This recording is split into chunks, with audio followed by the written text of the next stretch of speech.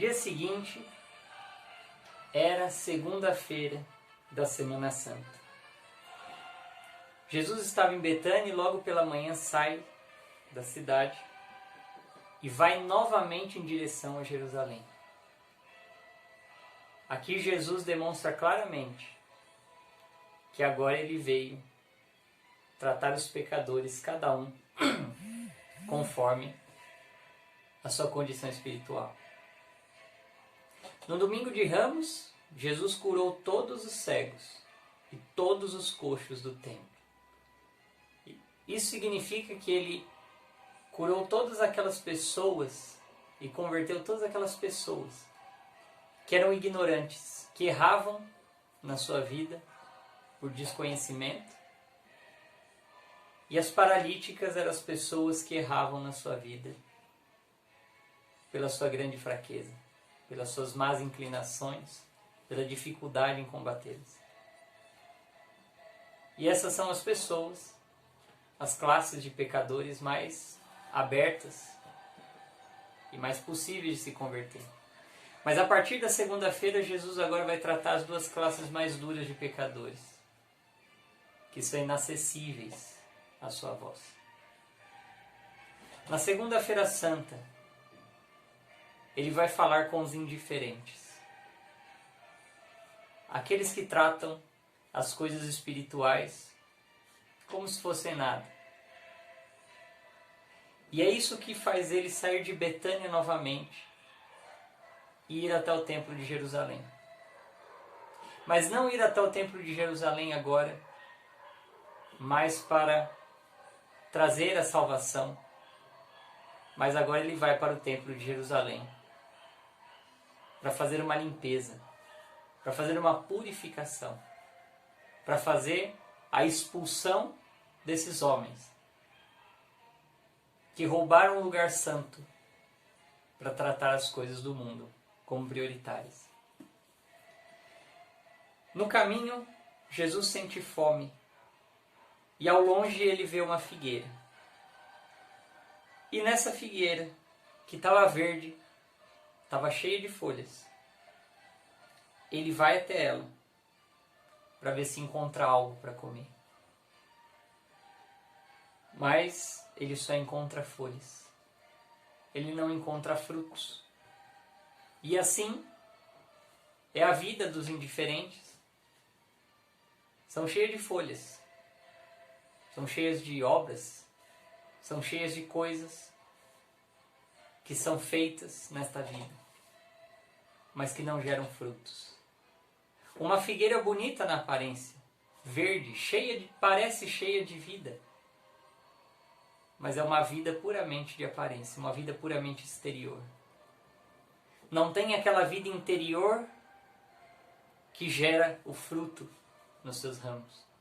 Não tem aquela seiva interior que depois vai frutificar em alimento espiritual. E encontrando somente folhas, Jesus olha para aquela figueira e joga sobre ela uma maldição. Que nunca mais tenha frutos e que homem nenhum se alimente de ti. Os discípulos olham, espantados, e ouvem Jesus lançar essa maldição sobre a figueira, mas não percebem nada de especial acontecer naquele momento. E Jesus, virando as costas para a figueira, vai para Jerusalém. Vai para a verdadeira figueira que rompeu a sua conexão com o próprio Cristo. A verdadeira figueira que na aparência e nos seus ritos é cheio de folhas verdes, mas que há muito tempo já não davam mais frutos. E quando ele chega na cidade, ele entra de novo no templo, como inimigo público. Ele pisa naquele templo como inimigo público. E dessa vez ele se mostra de fato como inimigo. Mas não como inimigo das almas, mas como inimigo do mundo. E inimigo desses corações apodrecidos nessa vida. E cheio de zelo ele para, ele faz um chicote com toda a calma. Ele se levanta e ele começa então a purificação.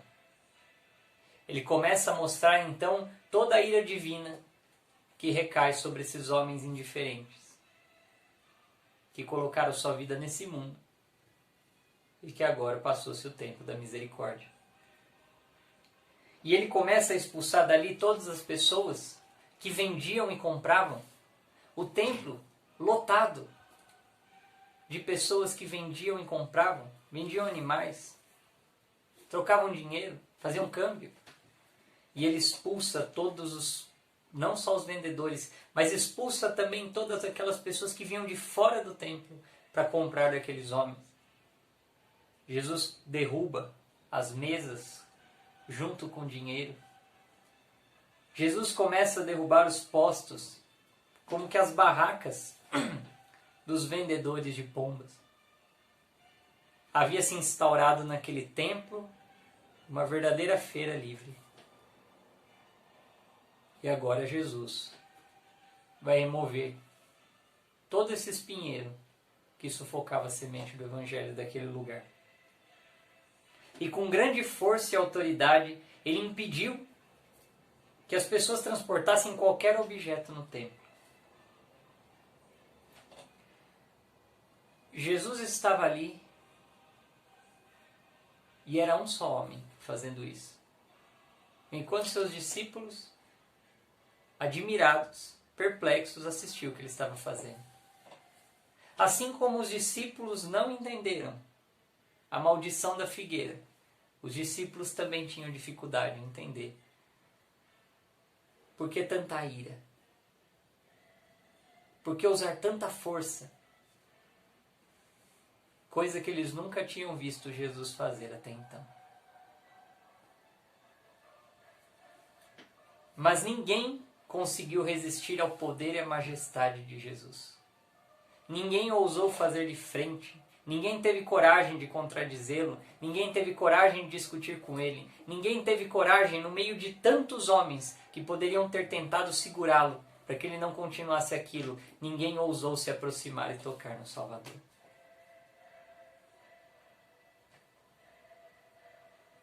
Mas, no seu coração, foram concebendo uma ira e um ódio ainda maior por Jesus. E eles procuravam um jeito de matá-lo, porque eles estavam extremamente assustados com o fato de que tanta gente, tantas pessoas do povo o seguiam e escutavam sua doutrina com admiração. Porém, eles não tiveram a coragem de fazer como naquela cidade, em que Jesus expulsou a legião de demônios daquele homem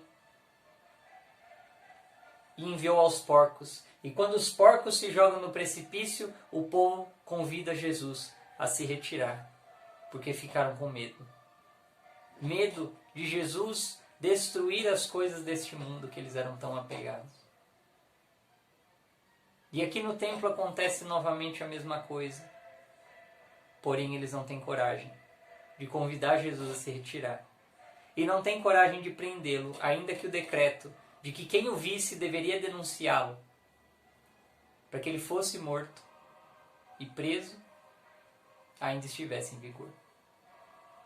Os próprios fariseus que deram o decreto viam Jesus na sua frente, derrubando tudo aquilo, e eles não tiveram coragem de prendê-lo. Tamanha a majestade, tamanho o poder, tamanha era a ira no rosto de Cristo, que nenhum homem ousou se aproximar dele. E haviam, novamente, tantos cambistas, tantos vendedores, tantas barracas, que Jesus passou o dia fazendo isso. E quando ele termina, já era tarde. E novamente ele sai da cidade e vai para o Monte das Oliveiras, como ele costumava fazer à noite, para se retirar em oração. Depois do Monte das Oliveiras, ele então volta para a cidade de Betânia, onde estava Lázaro, Marta, Maria e onde ele se reunia com seus discípulos, encerrando assim a segunda-feira, demonstrando a condenação que recairia sobre todas aquelas almas indiferentes às coisas espirituais. Que nós possamos pedir a graça, tocar esse Cristo e deixar Ele adentrar o nosso coração com seu chicote, expulsando dentro dele todas as nossas preocupações mundanas, todas as nossas angústias, todos os nossos medos, todos os nossos apegos, todas as nossas tristezas, que passe o dia dentro da nossa alma, para remover toda a indiferença e todo o amor às coisas desta vida, para que nós não sufoquemos a semente do Evangelho no meio de tantos espinhos, como ele ensinou, que era uma das maiores armadilhas espirituais entre aqueles que ouviam a palavra, sua palavra. Ave Maria.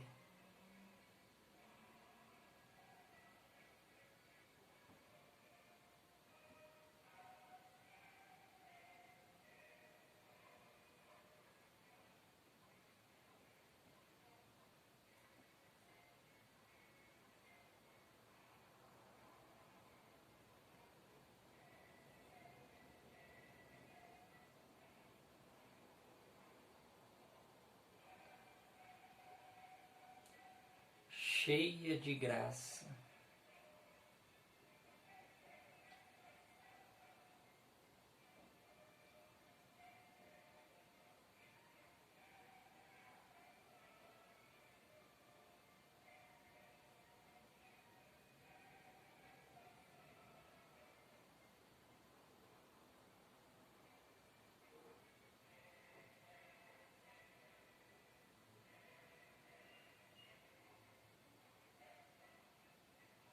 O Senhor é convosco.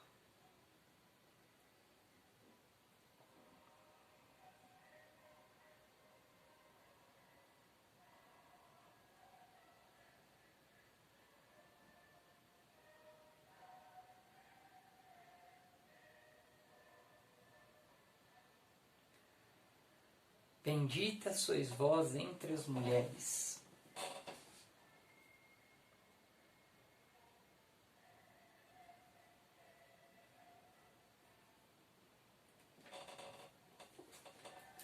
E bendito é o fruto do vosso ventre, Jesus.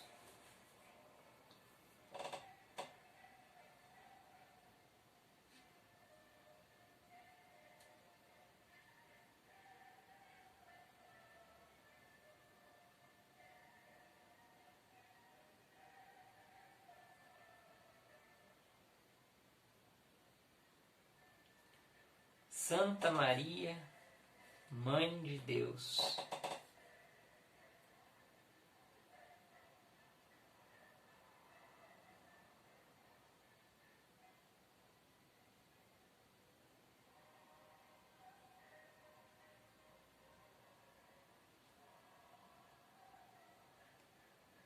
rogai por nós, pecadores,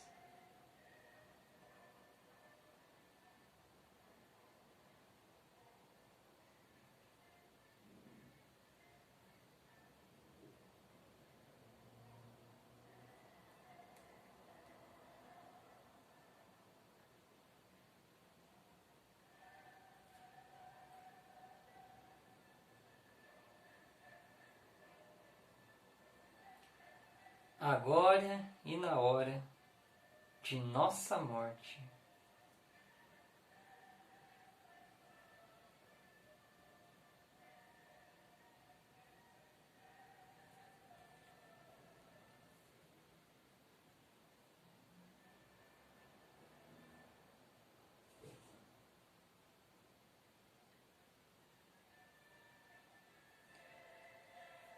Amém.